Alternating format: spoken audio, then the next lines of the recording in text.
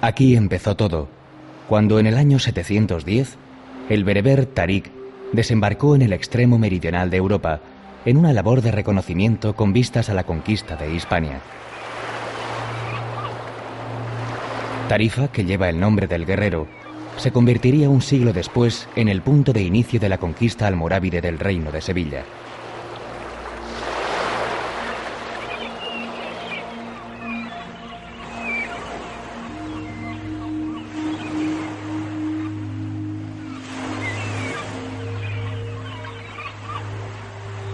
Como guardián del estrecho se alza su alcazaba, de época califal, llamada hoy de Guzmán el Bueno, quien en la época de la invasión musulmana prefirió sacrificar a su hijo antes que rendir la plaza.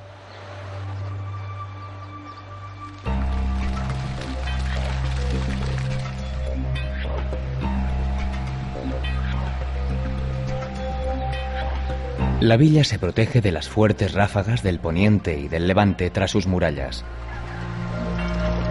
De ellas sobresale la Puerta de Jerez, buena muestra de la mezcla de culturas con un arco gótico y otro de herradura.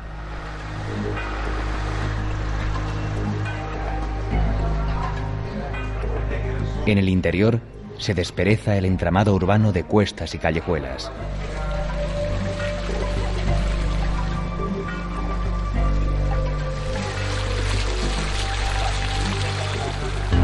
Perseguir las olas es uno de los atractivos de la costa. Sus extensas playas, abiertas a los vientos, reúnen a gran número de surfistas. Y los más osados utilizan la atracción de una cometa para deslizarse y hacer acrobacias al ritmo que impone el mar. A la sombra de la imponente fortaleza se extiende el Paseo de la Alameda y más allá los muelles, desde donde zarpan barcos especializados en avistamiento de cachalotes y delfines.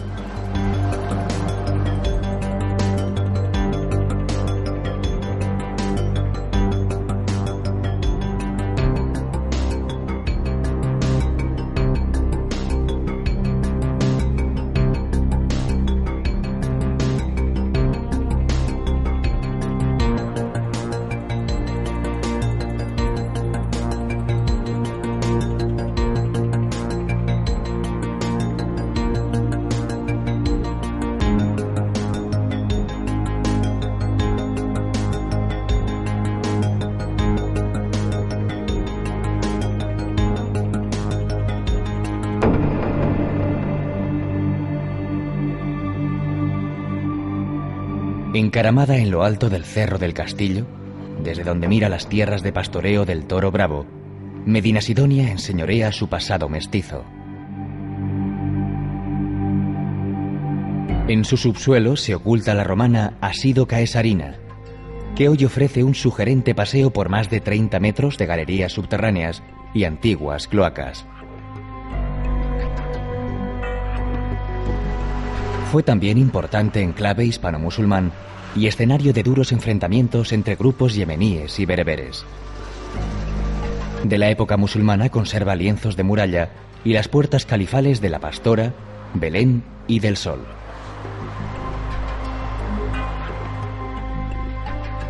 A los pies del castillo, la imponente iglesia gótica de Santa María la Coronada atesora un retablo plateresco y la talla barroca de Nuestra Señora de la Paz.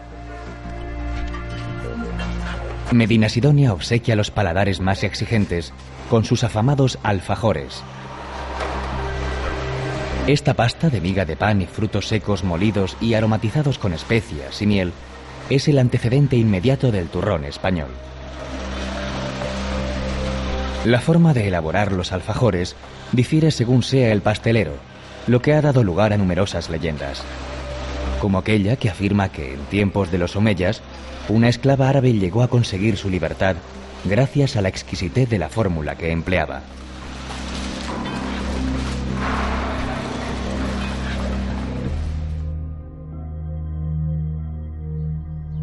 Jerez es la capital andaluza del vino. Las primeras cepas fueron traídas por los fenicios, que la bautizaron como Shera. Su perfil actual se debió a los almohades, que la llamaron Sharish, y trazaron el amplio recinto amurallado.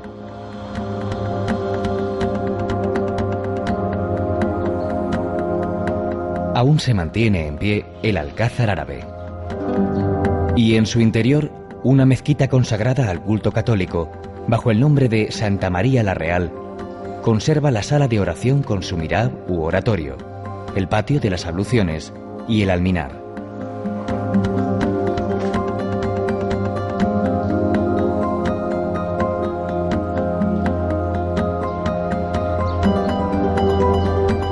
Junto a una de sus puertas se muestran los restos de un hamam.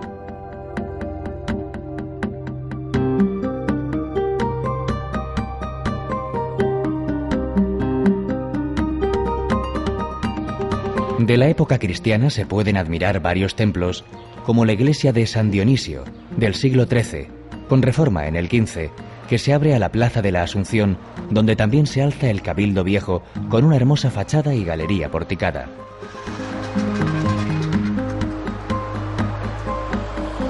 Aunque es la imponente catedral gótica la que se lleva todas las miradas. Fue construida sobre una mezquita y en su interior guarda valiosas obras de arte, como la pintura de La Virgen y el Niño de Francisco de Zurbarán.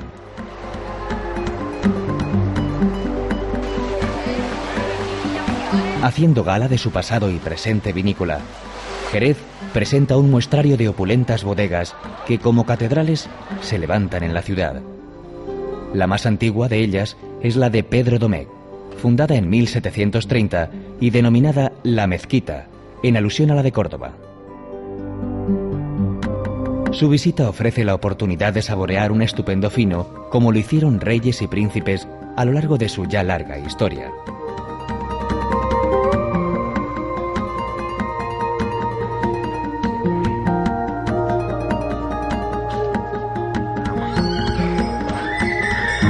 Jerez se vanagloria de sus vinos, su buen flamenco y también de los caballos cartujanos de largas crines que nunca pierden el compás. Es el caballo español por naturaleza, que deriva del cruce de ejemplares peninsulares con árabes y berberiscos llegados con la conquista. Fueron sobre todo los monjes cartujanos de Jerez los encargados de preservar la pureza de la raza española.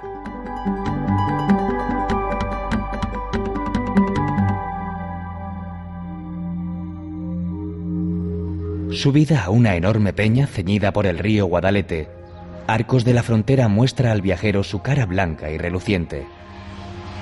Su caserío cumple todos los parámetros del arquetipo andaluz, con sus calles angostas salpicadas con descomunales iglesias, conventos y palacios.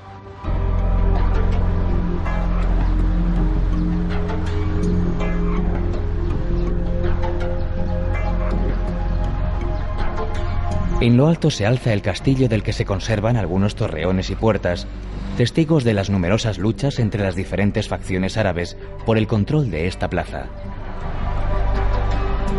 En sus cercanías se hallaba la mezquita mayor, en cuyo solar se edificó la iglesia de Santa María de la Asunción.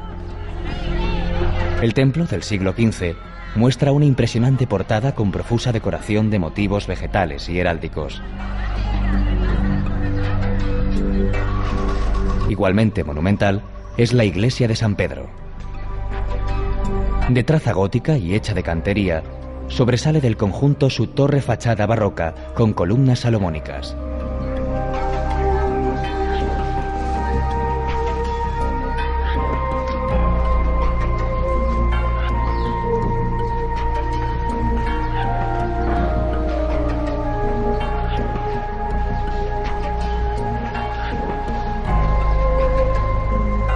Del casco antiguo se sale por la Puerta Matrera, el principal vestigio del perímetro amurallado que defendía la villa medieval.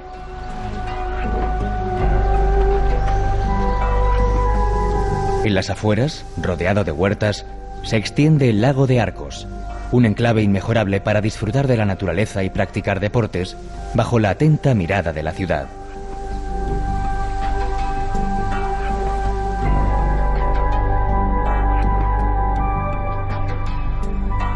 Calificada de alegre y bulliciosa por las crónicas medievales, el paso de las diferentes culturas que albergó a lo largo de su larga historia no alteró el carácter de Sevilla, aunque sí engrosó su considerable patrimonio.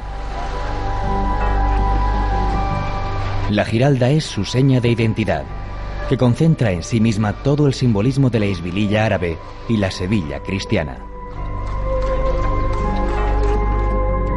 La torre, de 93 metros de altura, se terminó de construir en 1198 con sus 4 frentes decorados con paneles de ladrillos tallados. La obra árabe termina donde empieza el cuerpo de campanas realizado por el cordobés Hernán Ruiz en 1568.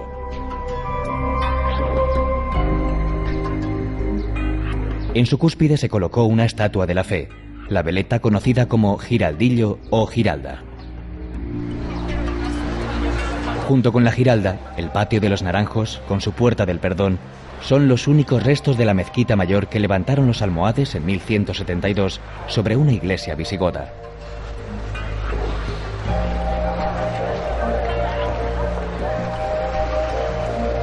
Apenas 80 años después, sería convertida nuevamente en templo cristiano cuando la ciudad fue conquistada por Fernando III. En 1401, el cabildo decidió hacer obra tal que las futuras generaciones nos tengan por locos. Así surgió el tercer templo más grande de la cristiandad, después de San Pedro de Roma y San Pablo en Londres. La traza general de la catedral gótica se atribuye a Alonso Martínez, aunque en su edificación intervinieron numerosos maestros. Sobresale el mausoleo de Cristóbal Colón, cuyo viaje a la Catedral de La Habana, a donde estaba destinado, se vio interrumpido por la independencia de la última de las colonias de ultramar. Una reja del siglo XVI protege el coro y su gran órgano de 1725. La capilla real, de estilo renacentista, tiene una gran cúpula diseñada por Hernán de Ruiz en 1557. En el exterior vuelve la superposición de órdenes y estilos con otro ingrediente, el legado judío, presente aún en el turístico barrio de Santa Cruz. Sobre esta base se levantó la Sevilla imperial, con edificios tan disímiles como el austero Archivo de Indias, proyectado por Juan de Herrera, o la renacentista y barroca Casa de Pilatos, para muchos una evocación del Palacio del Procurador de Judea.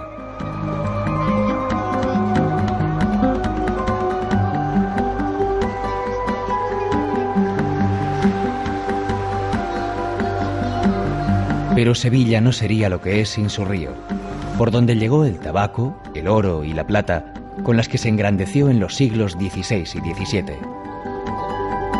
Fueron los almohades los que reforzaron las murallas de la ciudad, sobre todo por la vertiente del Guadalquivir, y completaron la defensa del puerto con la Torre del Oro, que contaba con una gemela en la orilla opuesta.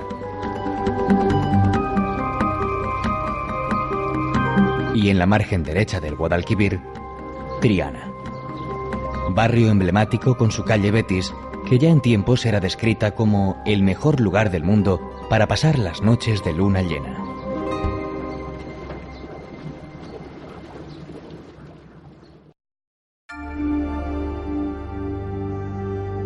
Sevilla es poseedora de una artesanía variada y desbordante, muy unida a las celebraciones de la Semana Santa.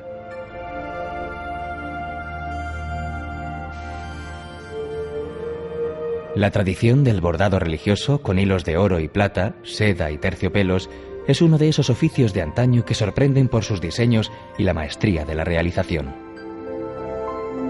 Los orígenes de estas elaboraciones se pierden en el tiempo y hoy se mantienen en un reducido número de talleres que trabajan por encargo de cofradías y hermandades, bordando faldones de pasos, sayas, palios y restaurando piezas históricas. La presencia de bordadores en Sevilla aparece en algunos documentos legales del año 1403, pero la primera noticia oficial sobre el bordado sevillano se remonta a 1435, año en el que los artesanos fueron autorizados a reunirse en corporaciones y redactar su ordenamiento. En un principio fue un arte reservado a los hombres, pero ya hacia finales del siglo XV se tuvo noticia de las primeras bordadoras hispalenses.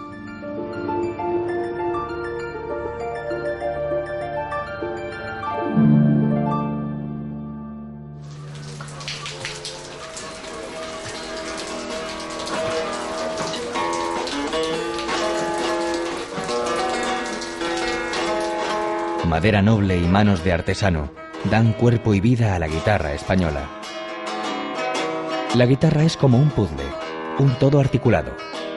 Primero hay que elegir las maderas de primera calidad con las que se va a construir. Después empieza una labor artesanal que, en esencia, es la misma que hace más de 100 años, cuando la de 6 cuerdas alcanzó su mejor sonido, belleza en el tono y proyección. Después de seleccionadas, las maderas se calibran o, lo que es lo mismo, se les dan las medidas exactas. El siguiente paso es empezar a ensamblar las piezas, unir la tapa a los aros, el mástil a la caja. Con la estructura hecha, se lija y se fija toda la madera. Luego se barniza y se le da el acabado final en un proceso que dura, como mínimo, un mes de paciente laboreo.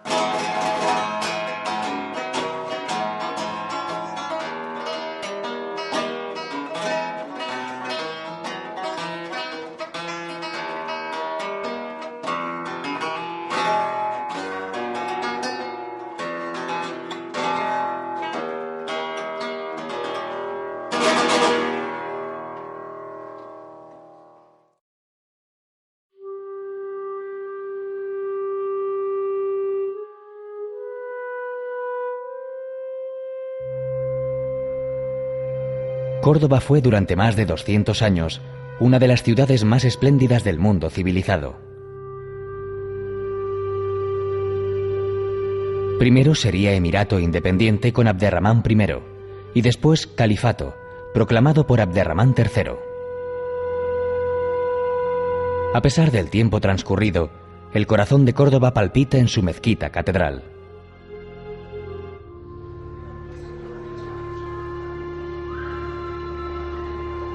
Levantada sobre una basílica visigoda, los sucesivos soberanos fueron consolidando su traza.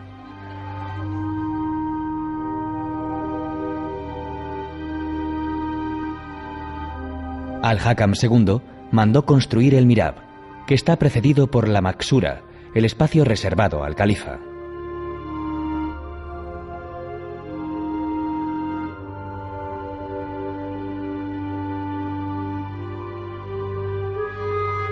Almanzor extendió su planta. Son en total 19 naves perpendiculares al muro de la Qibla, orientado hacia la Meca.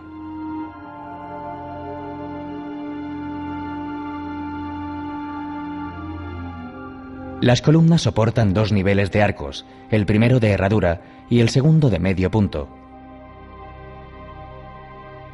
Un bosque de columnas, como acuñara el romántico Théophile Gautier, al referirse a la sala de oración como una vegetación de mármol que hubiese brotado espontáneamente del suelo.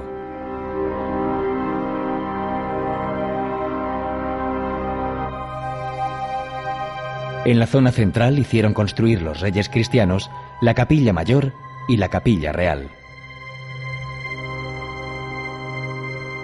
Y años después, en 1523, empezaron las obras de la catedral gótico-renacentista, iniciadas por Hernán Ruiz el Viejo.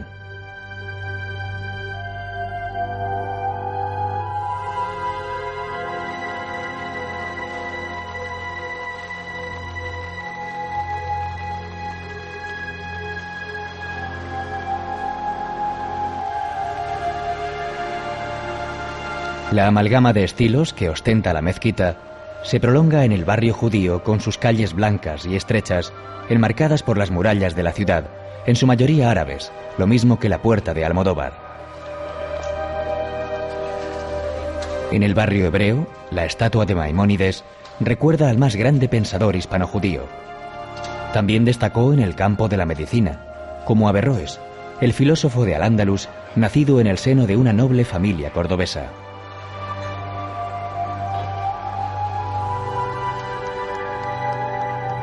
Más vestigios árabes se pueden encontrar en los molinos emplazados en la ribera del Guadalquivir, como la noria de Albolafia. en el gusto por los jardines y tapias cubiertas de flores y en los surtidores de los patios.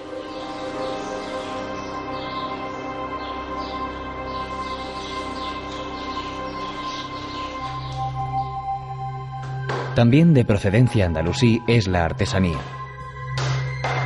La labor de repujar la piel curtida de cordero o cabra nació en el Califato de Córdoba. Los cordobanes, a los que también se les añaden hojas de plata y pan de oro, fueron famosos en toda Europa y hoy, junto con otros trabajos artesanales de gran tradición, como la joyería y la orfebrería, buscan su sitio en los tiempos modernos.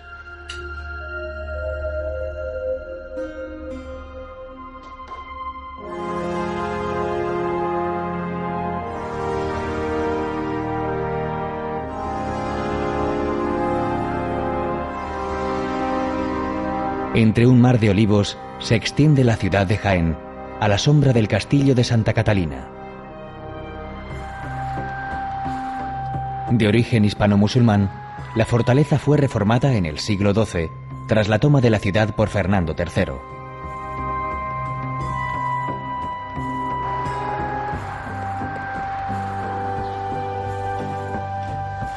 Pero sin duda, el monumento más representativo de la cultura andalusí que alberga Jaén son los baños árabes del Palacio de Villalompardo. Debieron realizarse entre los siglos XI y XII y sobre ellos se construyó el palacio en el siglo XVI. Así permaneció hasta que fueron descubiertos en 1913.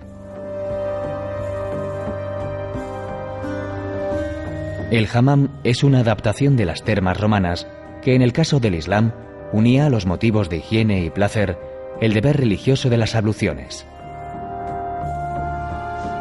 La organización de las estancias seguía un esquema fijo. La primera servía de vestíbulo para recibir a los clientes. A continuación, se abría la sala fría donde se dejaba la ropa y se recogían toallas y calzado. Le seguía la sala templada con estanques y la de calor. Debajo de esta estructura, una red de conductos que partía de la caldera distribuía el calor. En los laterales se abrían alcobas cubiertas con bóvedas que servían para descansar y recibir masajes.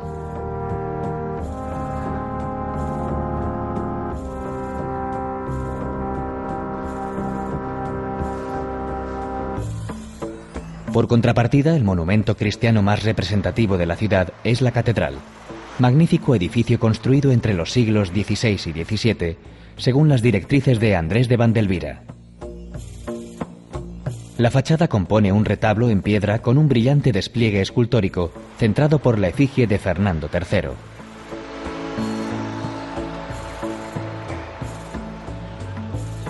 Compite en suntuosidad con este templo la iglesia de la Magdalena, de estilo gótico.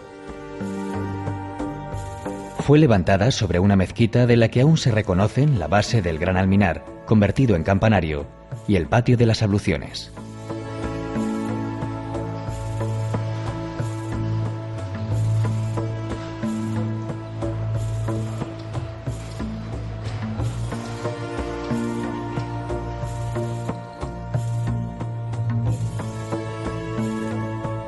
Baeza fue la primera gran ciudad andalusí conquistada por las tropas cristianas. A partir de este hecho, en el siglo XIII, se convirtió en el centro de operaciones desde donde se dirigió la conquista de Al-Ándalus. Poco o nada queda de su pasado musulmán, caracterizado por las sublevaciones de la población indígena y mozárabe contra los distintos reinos de taifas.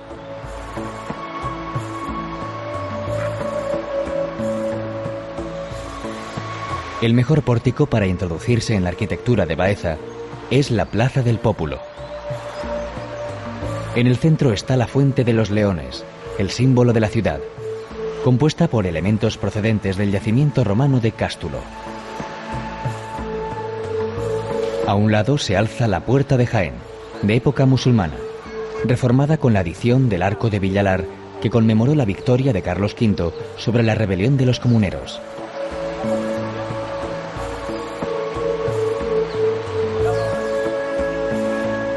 En el costado sur se encuentra el edificio renacentista de la Casa del Pópulo, que fuera sede de la Audiencia Civil.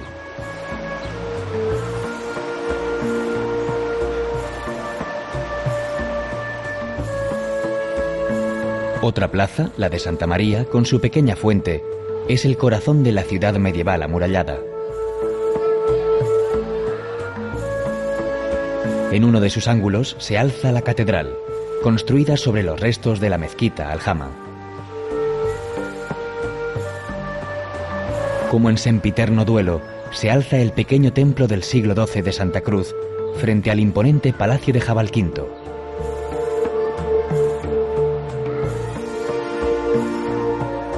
Ejemplo de arquitectura civil, la mansión ostenta una de las fachadas más asombrosas del gótico flamígero.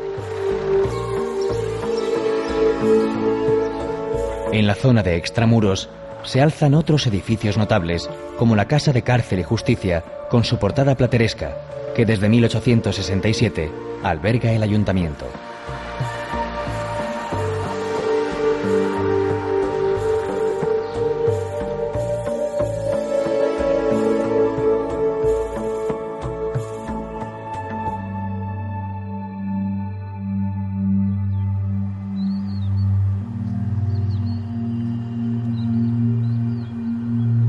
Entre las grandes extensiones de olivares que adornan los suaves cerros, se dibuja Úbeda, conocida como la joya del Renacimiento.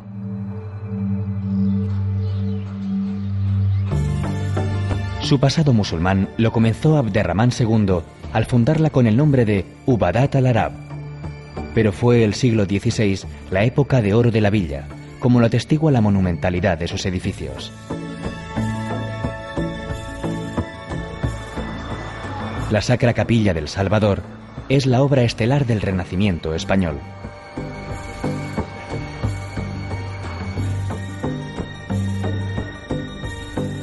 Fue proyectada por Diego de Siloé como panteón familiar para el secretario de Estado de Carlos V, Francisco de los Cobos.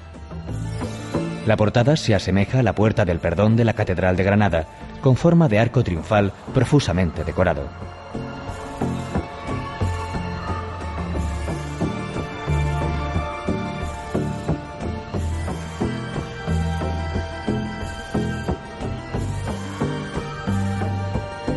En el mismo espacio urbano se encuentra una obra de Andrés de Vandelvira, el Palacio de las Cadenas, que ordenó levantar Juan Vázquez de Molina, otro secretario de Estado, esta vez de Felipe II. La denominación se debe a la desaparecida cadena de forja que la recorría. Frente a este magnífico ejemplo de arquitectura civil, se alza la iglesia de Santa María de los Reales Alcázares. A la primera construcción gótico-mudéjar se le añadieron las fachadas renacentistas en el siglo XVII para adecuar el primer templo de la ciudad a la magnificencia del entorno urbano.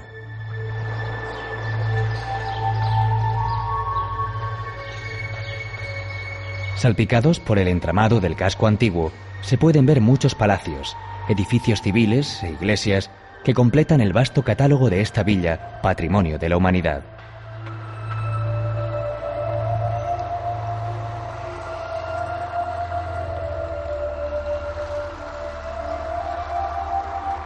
Otra obra maestra de Vandelvira es el Hospital de Santiago, del siglo XVII. Sobresale la portada con el relieve alusivo al apóstol y las torres de los extremos.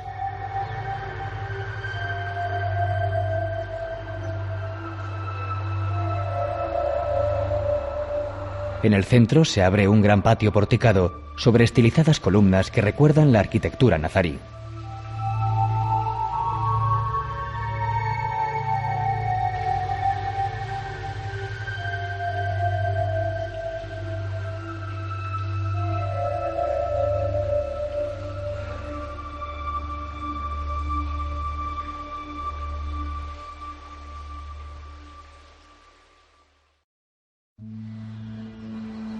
Corría el año 929, cuando Abderramán III se proclamó príncipe de los creyentes con el califato independiente de Bagdad y Córdoba como capital.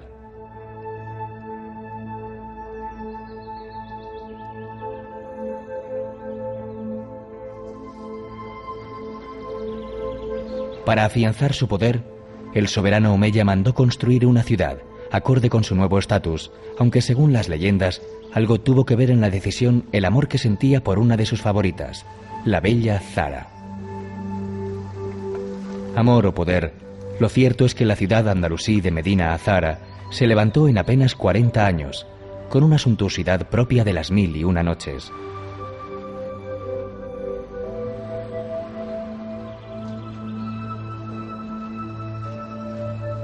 Situada en las faldas de la Sierra Cordobesa, a tan solo 7 kilómetros de la gran urbe, las ruinas de Medina Azahara se extienden en 3 grandes terrazas escalonadas y cercadas por dobles murallas.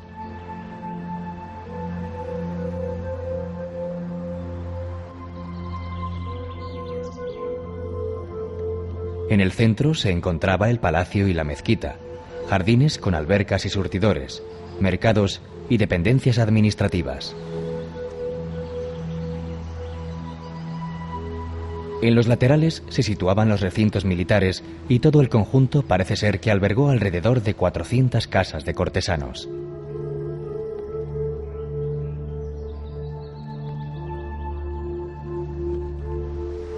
La decoración sigue los parámetros del Al-Ándalus, con tableros de piedra que representan el árbol de la vida y arcos de herradura apoyados en alfices decorados con profusión de motivos geométricos.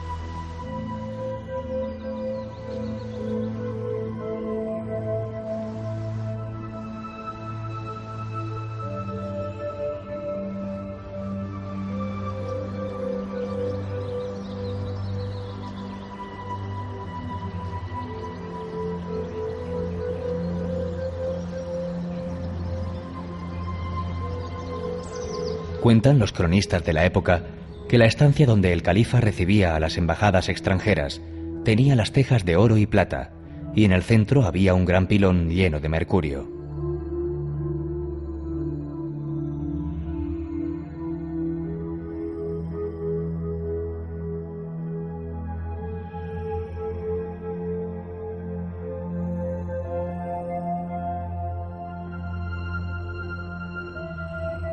Apenas 7 décadas duró el sueño. Con la caída del califato de Córdoba, la ciudad-palacio fue arrasada por los bereberes y después cayó en el olvido. Fue cantera de materiales de construcción hasta que en 1910, con las primeras excavaciones, se comenzó a vislumbrar la grandeza del lugar.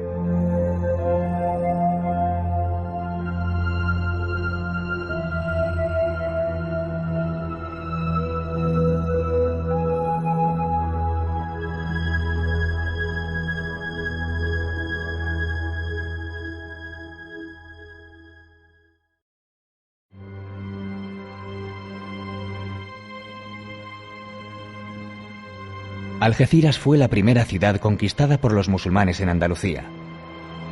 El paso geográfico por donde fluyeron las distintas corrientes del saber y del arte, junto con los sucesivos contingentes de las dinastías islámicas llegadas de la otra orilla del Mediterráneo.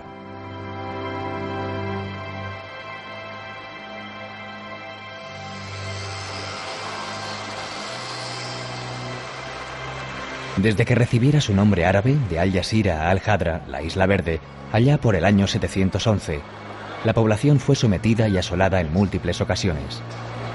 De ahí que guarde poco de su pasado, tan solo en el corazón del barrio antiguo, en torno a la Plaza Alta, con la iglesia de Nuestra Señora de la Palma y la capilla de Nuestra Señora de Europa.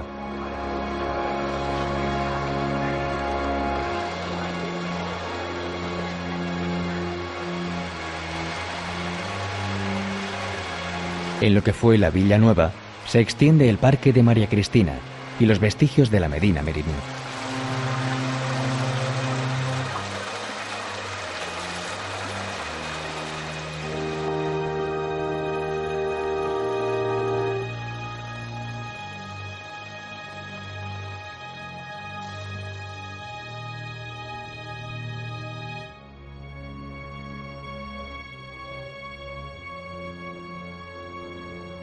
En Ronda todo es grandilocuente, asombroso y magnífico.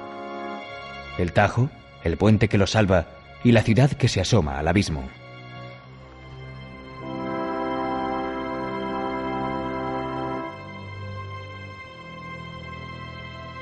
El símbolo de Ronda es su puente nuevo, con 98 metros de altura.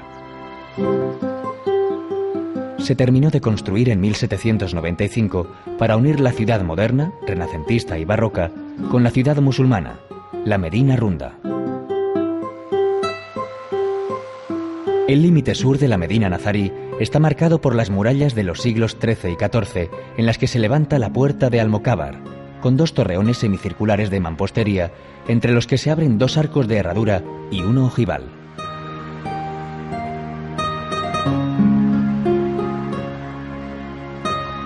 La iglesia de Santa María de la Encarnación, en la que conviven los estilos renacentista, gótico y barroco, señala el centro de la ciudad musulmana.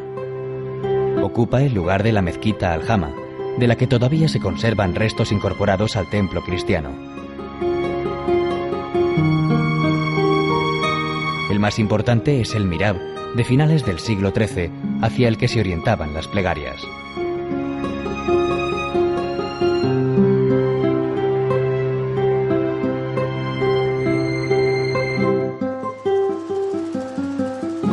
De mediados del siglo XIV es el alminar de San Sebastián, que perteneció a una mezquita de barrio, uno de los más de 20 oratorios que llegó a tener la población.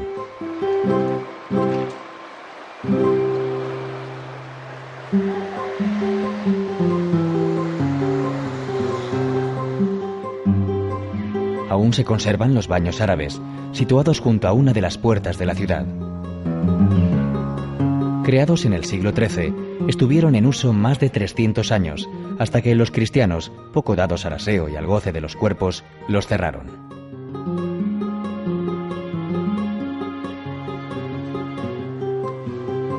Una fachada con portada clásica y 2 miradores dan acceso al Palacio de Mondragón, colgado sobre el Tajo. Según la leyenda, fue residencia de los príncipes musulmanes y sirvió de alojamiento a los reyes católicos. Hoy, con sus patios porticados y jardines, alberga interesantes hallazgos que ilustran la historia de Ronda.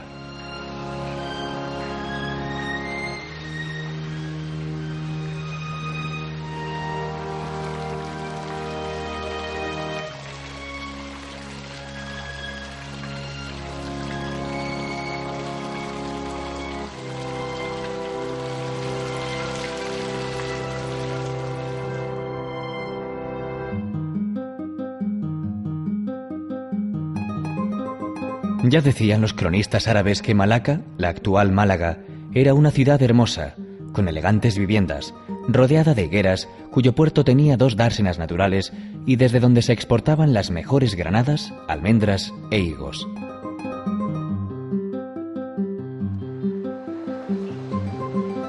Testigo de aquel pasado de esplendor fue la Gran Alcazaba, comenzada a construir en el siglo XI, cuando la ciudad estaba gobernada por los jamudíes, uno de los reinos de taifas en que se dividió Al-Ándalus cuando cayó la dinastía omeya cordobesa.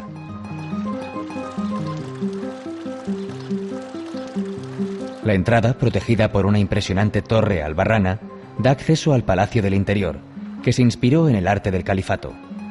Algunas de las columnas que sustentan los arcos son fustes y capiteles romanos tomados de las ruinas de los alrededores.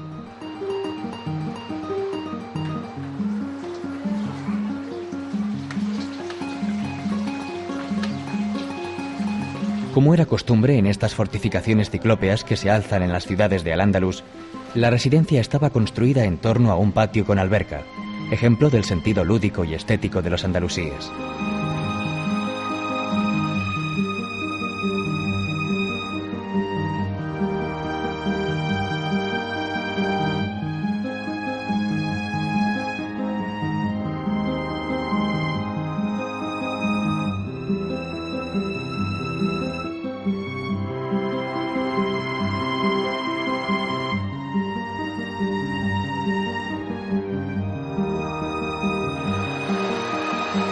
Junto a la Alcazaba, la Puerta de Atarazanas, construida en época de Yusuf I, conserva un arco de herradura con la divisa nazarí que proclama que solo Dios es victorioso.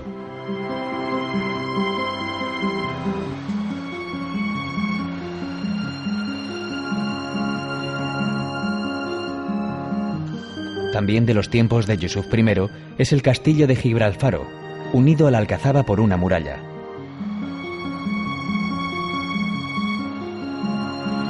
Detrás de este imponente sistema defensivo se despliega el centro histórico de Málaga. El teatro romano del siglo I recuerda que esta es la segunda ciudad más antigua de la península después de Cádiz. Fue asentamiento de fenicios, griegos, romanos, bizantinos y visigodos antes de la llegada de los árabes. La catedral, levantada sobre una mezquita, es una interesante mezcla de renacimiento y barroco.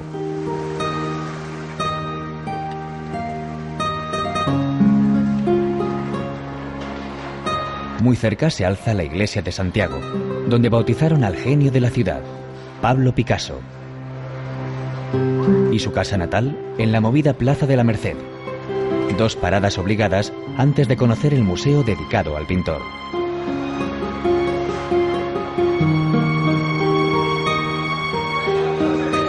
Otro museo, esta vez del vino, es la Casa de Guardia, la tasca más antigua del lugar donde se pueden catar los dulces vinos malagueños. Se cuenta que hasta la mismísima Isabel II visitó en más de una ocasión esta casa y suspiró de satisfacción ante el néctar que salía de algunas de las barricas. Pero Málaga es una villa marinera con buenas playas bañadas por el Mediterráneo. Un mar de culturas que no puede menos que rendirse ante el ingenio que despliegan los malagueños en esos oportunos chiringuitos a pie de playa.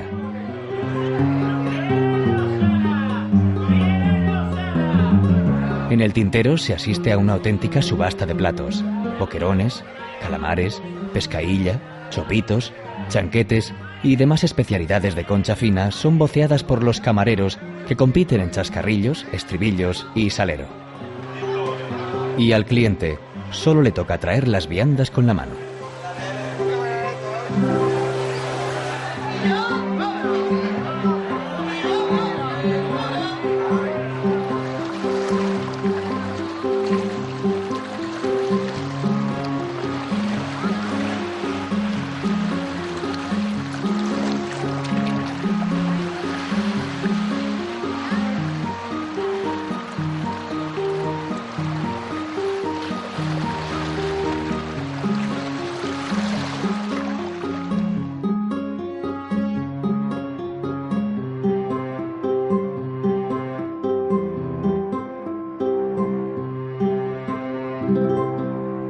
Almería, fundada por Abderramán III en el siglo X con el nombre de Almarilla, fue la puerta marítima de Al-Ándalus. Su alcazaba califal, desde lo alto de un cerro aislado y estrecho, domina la ciudad y la bahía, lo que la convirtió en un excelente baluarte defensivo, junto con las murallas levantadas entre los siglos X y XI.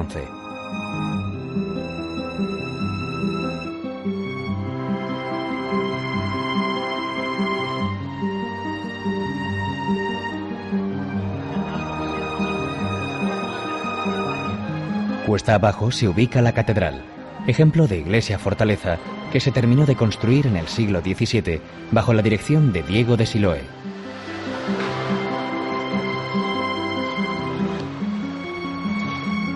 En uno de los laterales del templo se puede ver el gran sol de Portocarrero, el símbolo de la ciudad.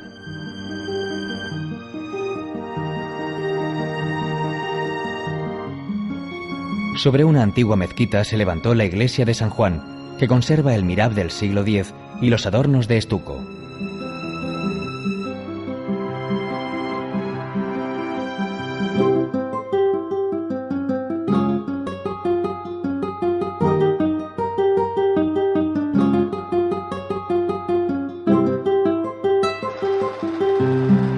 Además de procrear edificios de larga historia, Almería es pródiga en sabores marineros que no se dejan enfriar en las barras de las antiguas tascas del centro. La más famosa es Casa Puga.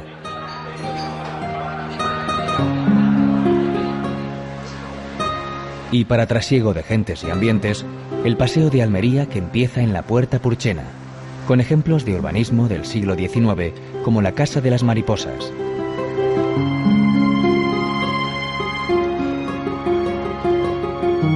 Del siglo XIX es también la peculiar estructura metálica del cable inglés, en la playa de las Almadrabillas.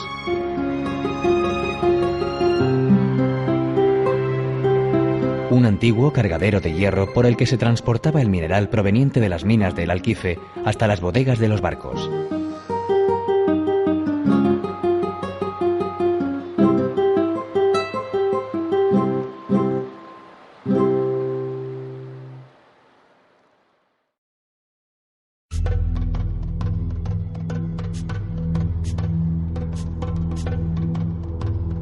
África está cerca, y con ella Ceuta, a tan solo 20 kilómetros de las costas andaluzas.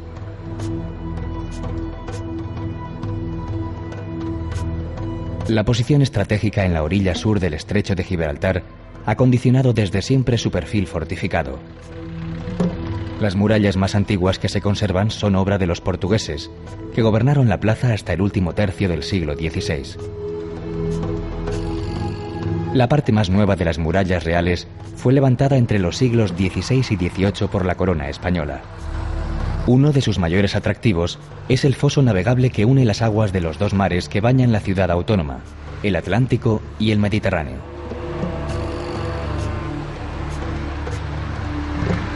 En la Plaza de África se sitúa el centro histórico, que acoge importantes monumentos.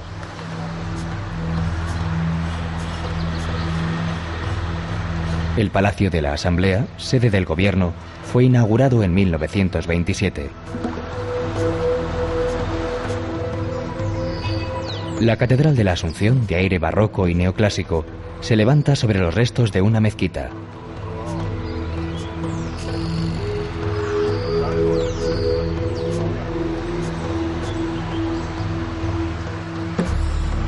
El santuario de la Virgen de África data de comienzos del siglo XVIII y alberga en su interior la imagen de la patrona de la villa.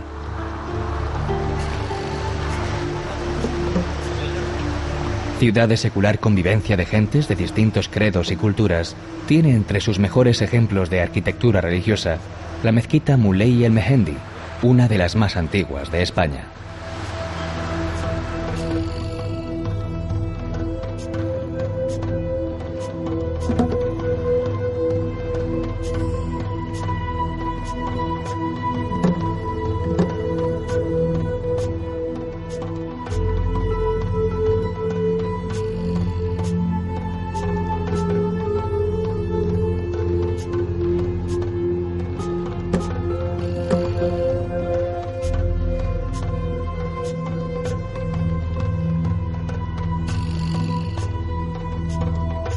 Fue fundada por los fenicios hace 27 siglos con el nombre de Rusadir, y desde entonces Melilla ha sabido albergar a todas las culturas que han pasado por ella. En 1497, la villa, antes romana y musulmana, se integra a las coronas de Aragón y Castilla. En esa época, y hasta bien entrado el siglo XIX, se levantaron los recintos amurallados de Melilla la Vieja, un complicado trazado de pasadizos, callejuelas y murallas que protegían a los habitantes de la ciudadela.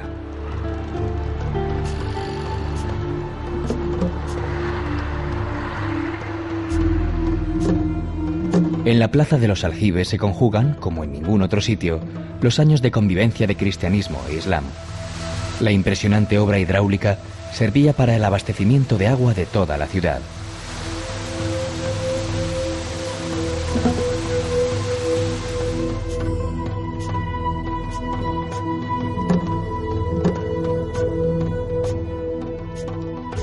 La Plaza de Santiago acoge la capilla del mismo nombre, con una bóveda gótica, única en el continente africano.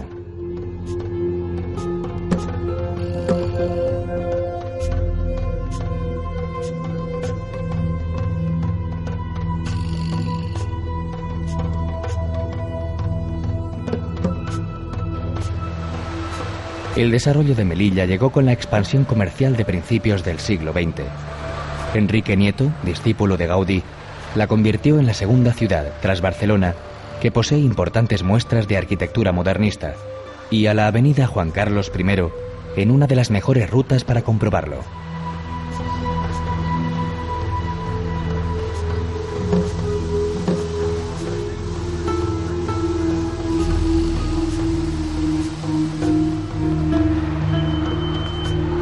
A un lado de la avenida aparece la plaza, que simboliza la convivencia entre las razas y culturas que forman Melilla: cristianos, musulmanes, judíos e hindúes. En el centro se alza la iglesia del Sagrado Corazón de Jesús, el templo cristiano más importante de la villa.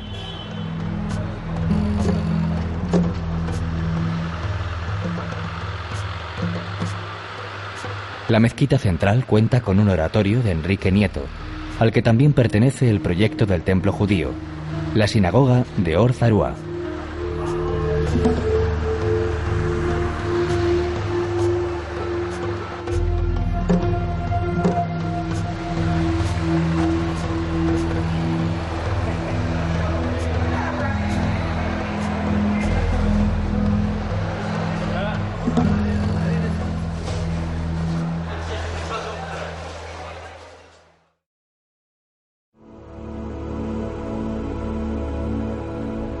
En el extremo más suroriental de España, el faro de Cabo de Gata anuncia a los barcos la cercanía de una tierra donde la naturaleza ha sido pródiga en belleza y variedad.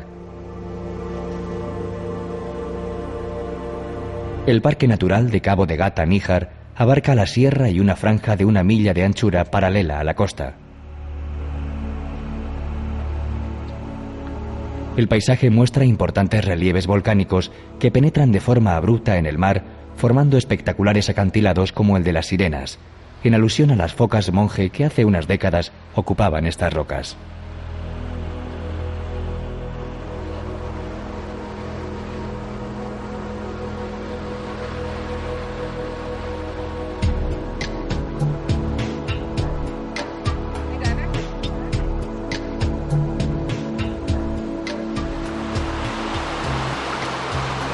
A la sombra de las verticales paredes de arrecifes se esconden pequeñas calas y playas.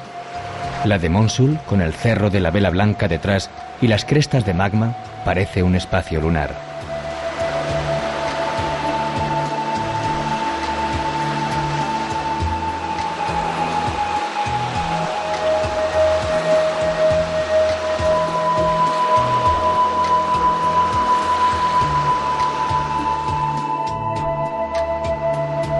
Entre antiguas torres de vigilancia se extienden salinas en las que viven cerca de 80 especies de aves acuáticas. Flamencos, cigüeñuelas, abocetas escarban en los pozos salinos para buscar su alimento.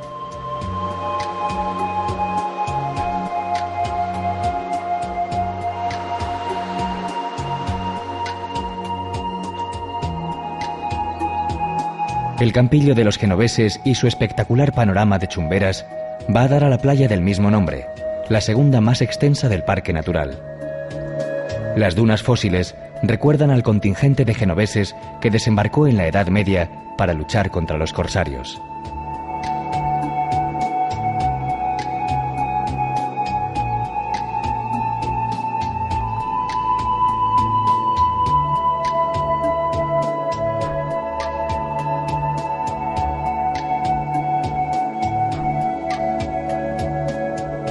En el interior se extienden restos de antiguas explotaciones auríferas. En una de ellas, en el Cortijo del Fraile, ocurrió en 1928 el crimen que inspiró a García Lorca para escribir Bodas de Sangre.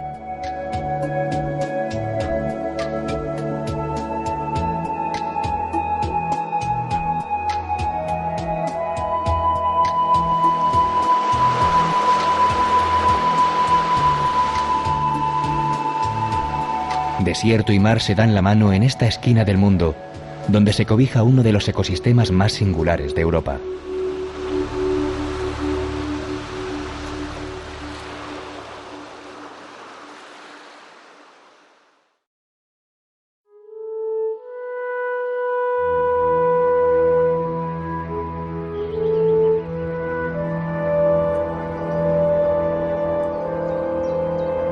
Al fondo de la Vega del Genil y al pie de la Sierra Nevada, la garnata hispano-musulmana ofrece su embrujo único.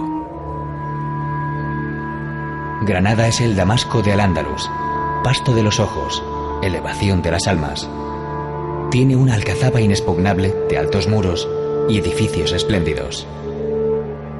Se refería el cronista a la Alhambra, la Roja, un complejo fortificado en el que se combinan palacios, torreones, murallas y jardines, acomodados en 3 accidentes geográficos. En lo más alto se alza la Alcazaba, con la Torre de la Vela. En otro de los flancos de la Plaza de los Aljibes se levanta el Palacio de Carlos V, obra maestra del Renacimiento español. Se empezó a construir por mandato del emperador a raíz de una visita que hizo a la ciudad. El Palacio de los Comares gira en torno al patio de la Alberca o de los Arrayanes. La Torre de Comares, la más alta del recinto, alberga el Salón del Trono o de Embajadores. En él, Boabdil, el último rey andalusí, decidió en 1492 la entrega de Granada a los reyes católicos que esperaban impacientes en la vecina Santa Fe. El Palacio de los Leones era la casa privada de la familia real. Fue erigido por Mohamed V a finales del siglo XIV con todo el esplendor del que era capaz la dinastía nazarí.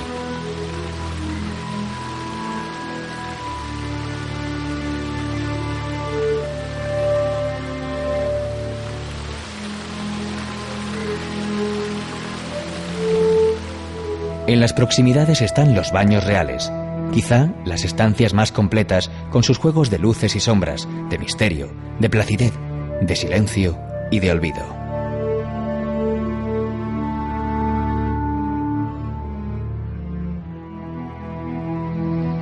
A espaldas del conjunto se alza el Generalife, el Palacio de Verano, un retiro de vegetación y agua que se canaliza en la famosa acequia real.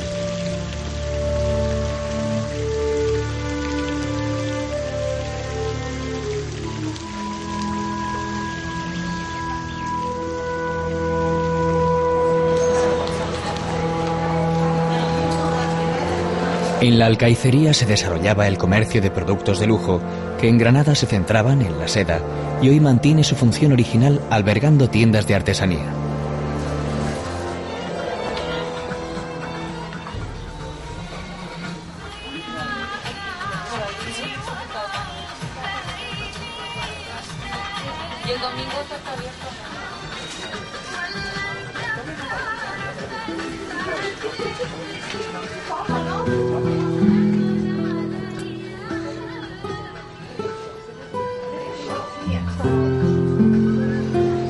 La nota de color la pone la Plaza de Vivarrambla, en tiempos la mayor de la ciudad, el escenario donde se celebraban sus fiestas.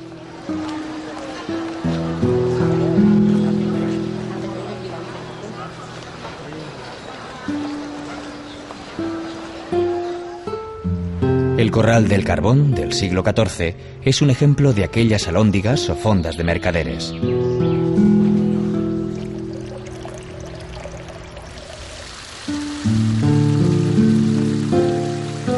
La Plaza Nueva es, curiosamente, la más antigua. A ella se abren 2 edificios emblemáticos, la Chancillería y la Iglesia Mudéjar de Santa Ana.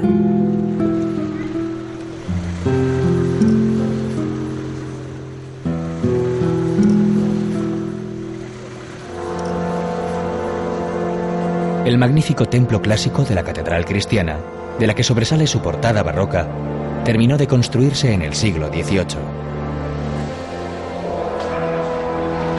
La capilla real fue realizada por Enrique Egas para servir de panteón a los reyes católicos. A unos pasos se encuentra la Madrasa, fundada por Yusuf I como centro de estudios de jurisprudencia, medicina, literatura, teología y matemáticas. La monumental puerta de Elvira comunicaba el Albaicín con la Medina que creció a orillas de la Vega.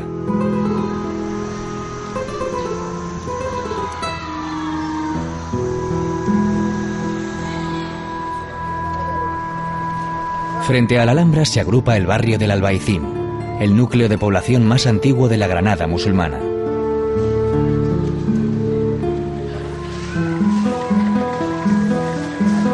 Aún conserva numerosas casas moriscas, restos de mezquitas, aljibes y un regusto andalusí que se respira en su entramado urbano.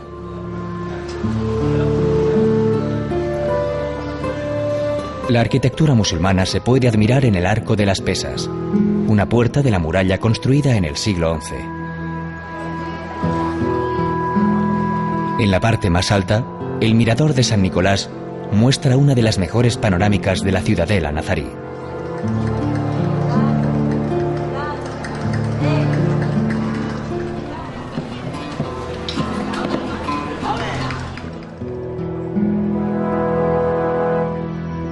La ruta llega a su fin en el último bastión de Al-Ándalus, la civilización hispano-musulmana.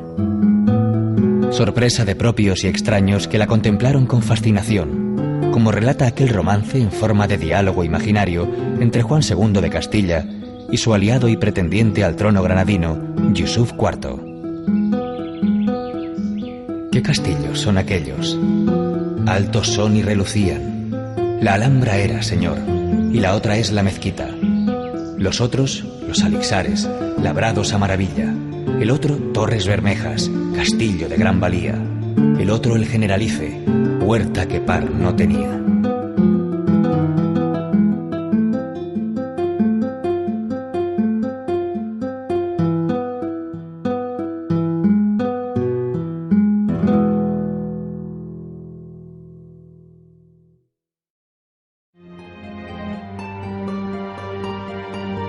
Con la Sierra Nevada como techo y la Costa del Sol a sus pies, las Alpujarras seducen con su paisaje. Cimas abruptas, hondos barrancos, fértiles valles, vergeles y emparrados por los que se dejan ver restos de fortificaciones medievales.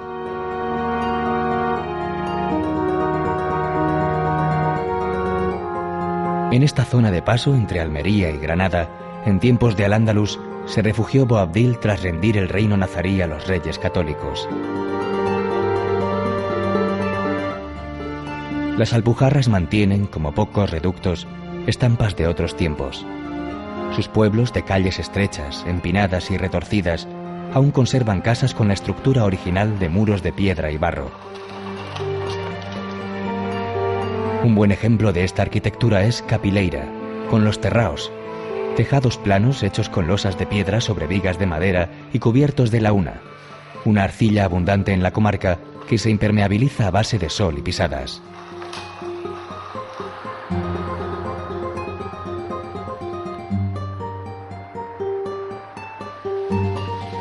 También destacan los tinaos, especie de pórticos o galerías sobre las calles que unen las viviendas.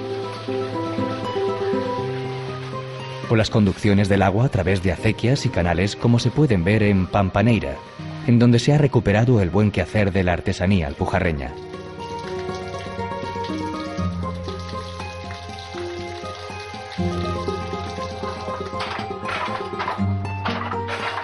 Heredera de la tradición morisca, sobresale la confección de tejidos como las mantas y las jarapas.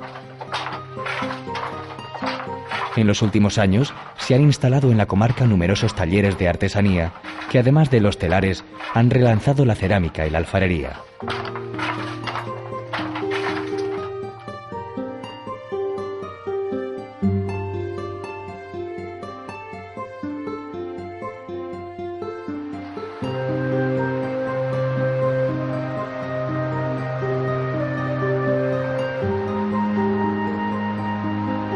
La gastronomía tiene un especial signo de identidad entre Vélez. Tan célebres son sus jamones de cerdo blanco, curados al clima de Sierra Nevada, que, según cuentan, hasta el compositor italiano Rossini, creador de obras tan señeras como El Barbero de Sevilla, estaba dispuesto a cambiar su Stradivarius por una paletilla del lugar.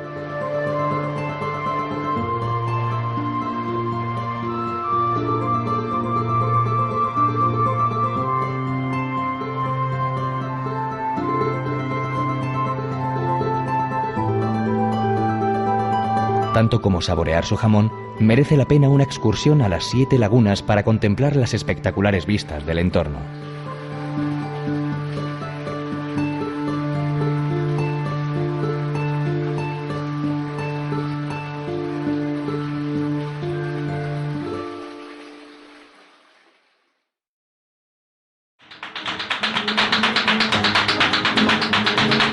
Hondo, muy hondo canta Andalucía. Bate palmas y taconea con fuerza, al compás de su baile más universal.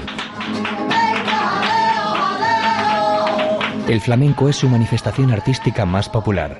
Con él ríe y llora, desafía y se lamenta a través de alegrías, soleás, seguirillas y tantos otros palos como maneras de expresarse tienen los pueblos de esta tierra.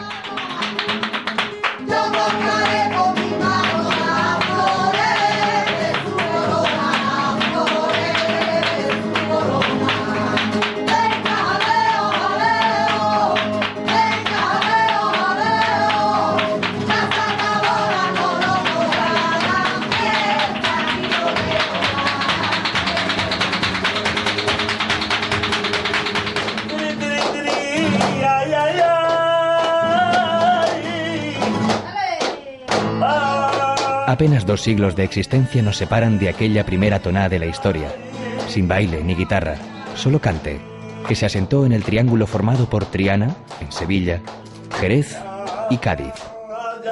El enclave en el que el flamenco dejó de ser una expresión folclórica para convertirse en un género artístico. Pero sus orígenes se hunden en los misterios del tiempo y en profundos mestizajes que se transmitieron de generación en generación.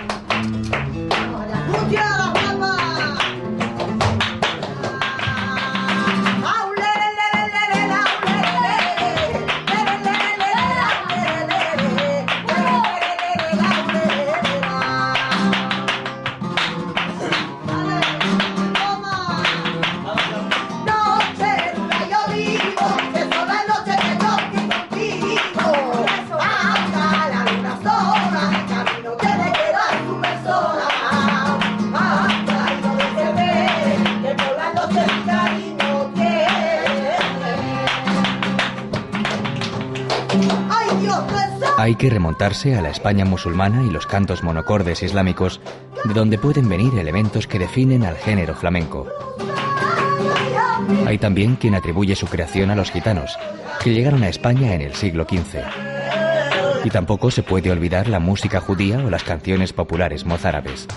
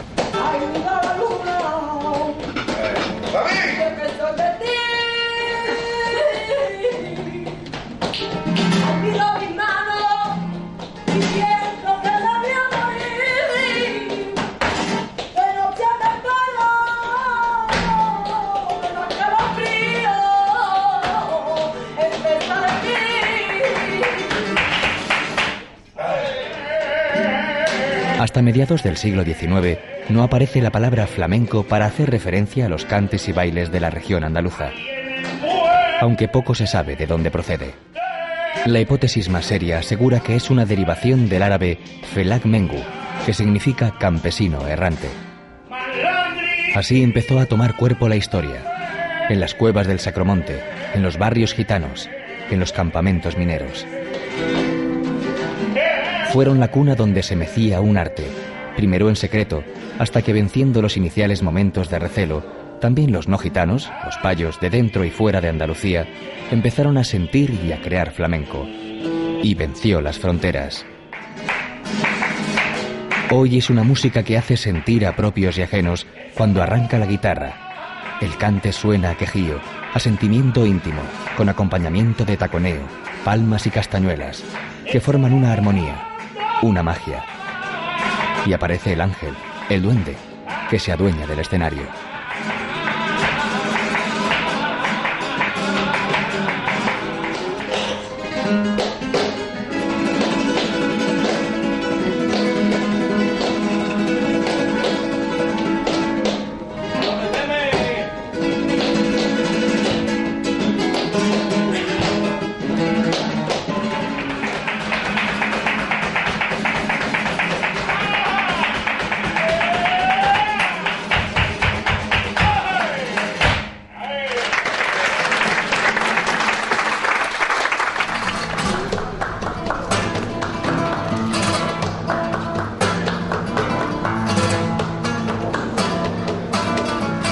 Ay, ay, ay, ay, uy.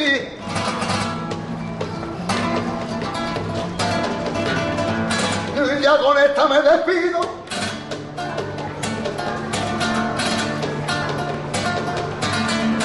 Me tienen que perdonar. Que me duele la garganta, que me duele la garganta y la quiero remojar.